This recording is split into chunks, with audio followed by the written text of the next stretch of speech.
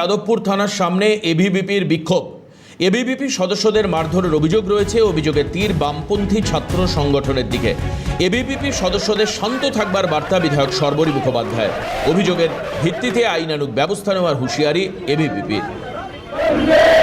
অর্ক দে আমাদের প্রতিনিধি আমাদের সঙ্গে রয়েছেন। অর্ক, বিস্তারিত জানবই আন্দোলনের বিষয়। কি বলছেন আন্দোলনকারীরা, কি দাবি? দেখো, বিশ্ববিদ্যালয়ের ছাত্র সংসদে সদস্যদের নিয়ে একটা মিটিং উপস্থিত হয়েছিল। 2020 সালে এইখানে ছাত্র সংগঠনের শেষ বডি তৈরি, সংগঠনের ইলেকশন হয় এবং বডি হয়।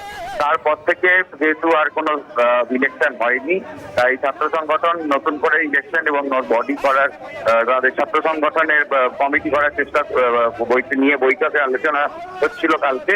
সেই সময় ছাত্রদের মধ্যে কয়েকজন এবিভিপির সমর্থক ছাত্র, তারা বিভিন্ন ইস্যু নিয়ে প্রতিবাদ জানায়। তার মধ্যে সংসদের রুমে বিভিন্ন দেশ বিরোধী স্লোগান যেগুলো দেওয়া ছিল, লেখা ছিল, সেই সব মুছে ফেলা বা সেই সব না করার জন্য এবিভিপির সদস্যরা প্রতিবাদ জানায়। এরপরই দুই পক্ষের মধ্যে বচসা শুরু হয়। বচসা থেকে হাতাহাতিতে গড়ায়। এবিভিপির অভিযোগ, তাদের ইউনিট প্রেসিডেন্ট নিখিল দাস, তাকে মারধর করেছে বামপন্থী ছাত্র সংগঠনের সদস্যরা। এর ফলে সে গুরুতর আহত হয়েছে। বর্তমানে সে হাসপাতালে ভর্তি। এরপরই যাদবপুর বিশ্ববিদ্যালয়ের উত্তপ্ত হয়ে ওঠে।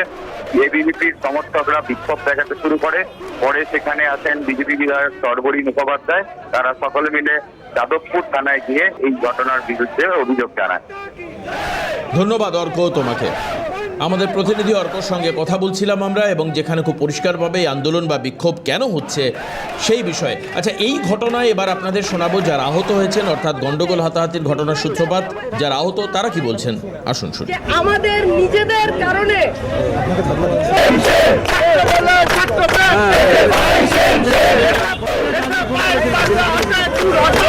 আমাদের বিশ্ববিদ্যালয়ে ওরা নিজেরা ঠিক করে, ওরা মানে ডিএসএফ, পিডিএসএফ, এসএফআই, এআইডিএসও, এদের যে সমস্ত সংগঠন আছে, বামপন্থী ছাত্র সংগঠন, নকশাল, এরা মিলে একটা জিবি রেজলিউশন করে যে যেখানে তাদের জিএস এজিএস করা হবে। যেহেতু সরকার থেকে বলা হয়েছে কোনোরূপ ইলেকশন করা হবে না, তারা সেই সরকারি সিদ্ধান্ত মানবে না, এটাই হচ্ছে তাদের বক্তব্য। এবার আমাদের গিয়ে বলার জায়গা সেখানেই যে যদি তোমাদের করাটা ইলেকশন করাও, ইলেকশন না করলে তো কোনো জিএস এজিএস তো আমরা বসাতে পারি না নিজেদের মতো করে।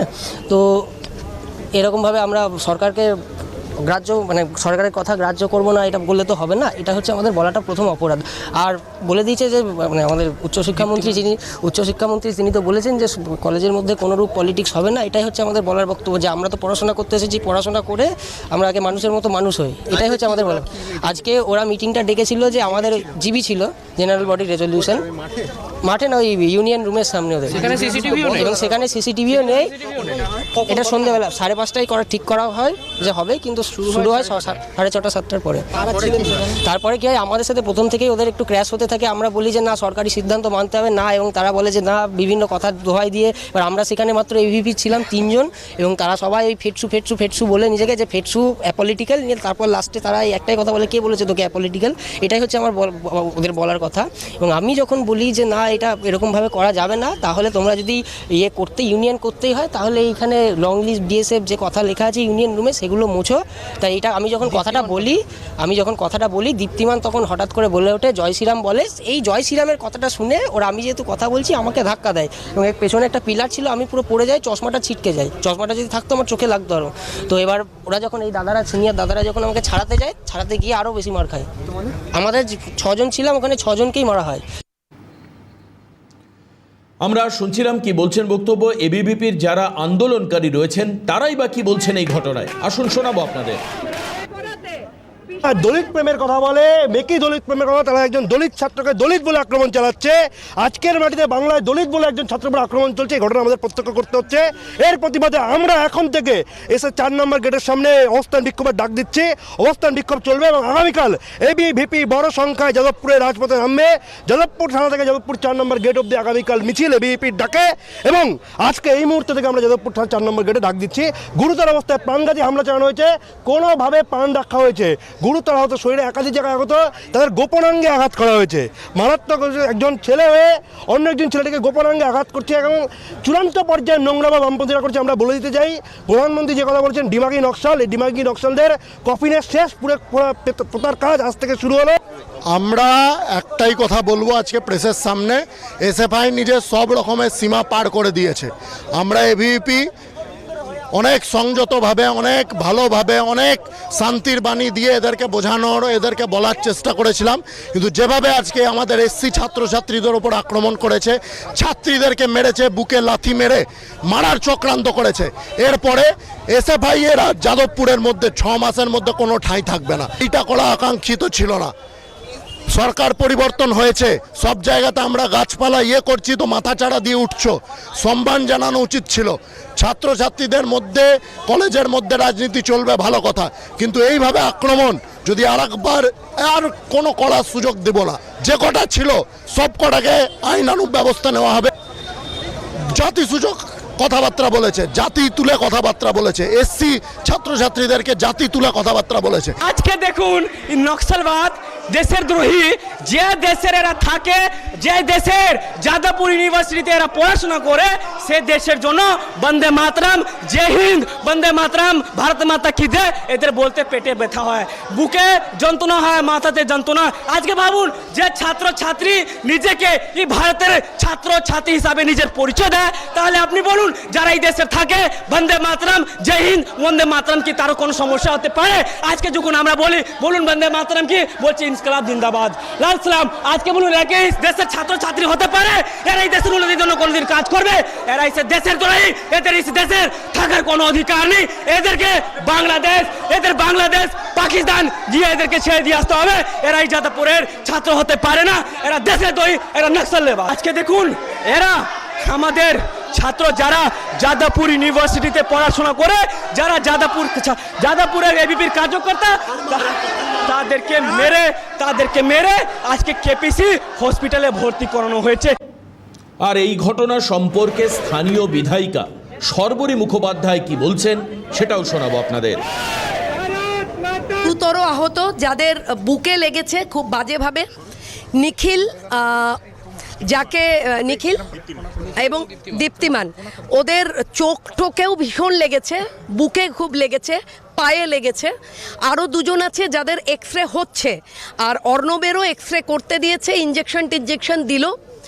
আর বেশ কিছু জন মার খেয়েছে, যেমন হয় ছত্রভঙ্গ হয়ে গেছে মার খাওয়াতে, তখন তাদের প্রাণ বাঁচাবার ভয়ে।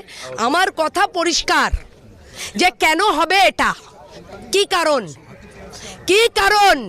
যেখানে ইউনিভার্সিটি বলেছে, উচ্চশিক্ষা মন্ত্রী বলে দিয়েছেন রাজ্যের যে কোনো ইউনিভার্সিটির ভেতর ইউনিয়ন চলবে না, সেখানে এসএফআই, ডিওয়াইএফআই, পিডিএস এরা কেন এক হয়ে এই কাজটা করবে? তার কারণ এরা চাইছে একটা উত্তাল পরিস্থিতি যাদবপুরে তৈরি করতে। আমরা এটা করতে দেব না। রাষ্ট্র বিরোধী শক্তি, টুকরে গ্যাং এবং জুটা, যাদের মদতে, দেখুন টিচারদের মদত না থাকলে ছাত্ররা এই জায়গায় দাঁড়ায় না। এখানে জুটাকে আমি ডাইরেক্ট অ্যালিগেট করছি। শিডিউল কাস্ট, আমাদের যে নিখিল, তাকে ধাক্কা মেরে দিয়েছে এবং বলা হয়েছে শিডিউল কাস্ট, তুই একটা শিডিউল কাস্ট। তাকে বলা হয়েছে ছোট লোক।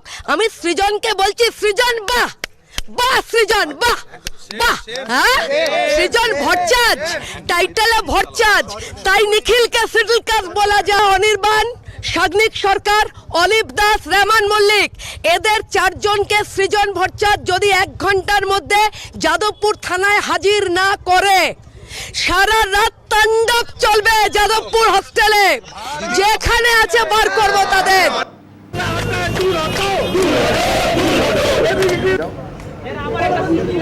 আমরা দেখতে পাচ্ছিলাম শর্বরী মুখোপাধ্যায়, তার বক্তব্য, তিনি স্থানীয় বিধায়িকা। আর এরপর আপনাদেরকে শোনাবো বাম ছাত্র সংগঠন এসএফআই তাদের তরফে কি বলা হয়েছে।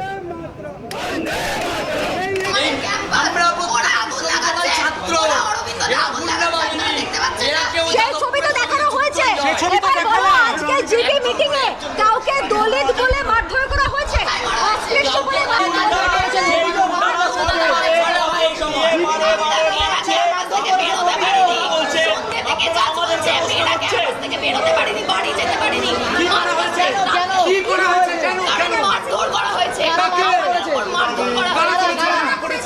এবিভিপি এনএসএফ এর ছেলেপিলেরা ওরা অভিযোগ করছে